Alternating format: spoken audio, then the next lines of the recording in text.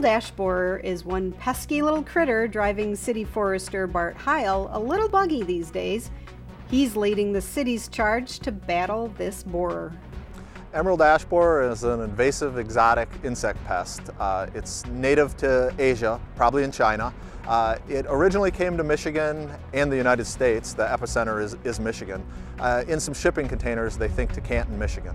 In terms of infestation level in Midland now, we're seeing it pretty much in every neighborhood. It's not necessarily every ash tree infected yet, but we do see signs of it throughout the neighborhoods. Last fall, a random sampling of outlawn trees found that of the 28,000 outlawn trees in the city, 20% or 4,000 are ash trees. Now that EAB has been found locally, it's time to consider options to combat the infestation.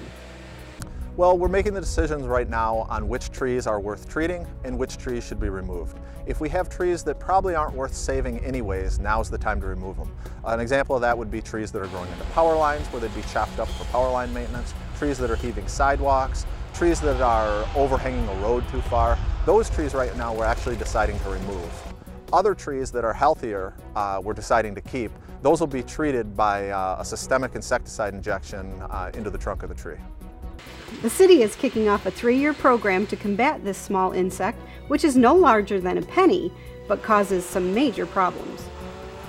Well, we have about 4,500 ash trees located in the outlawn. Now that's outlawn only, it doesn't include city-owned park trees or any private trees. Out of those, we've been removing quite heavily already. We'll probably end up removing about 500 of them, maybe a little more this year, and then we'll treat the balance. The green X's signify an ash tree that we've decided to remove, and a green dot signifies an ash tree that we've decided to keep. At this time, we'd like to go with the way they're marked, remove the ones that need removing, and treat the ones that we need to treat, just because of the volume of trees. That way we can try to keep some trees and some shade in every neighborhood. This process has sparked a lot of interest among homeowners who hope to have a say in what happens to their outlawn trees. If you feel an outlawn tree is a hazard, you can let us know at the Parks and Rec office. We'd be happy to take a look and decide if it's truly a hazard or if it's safe.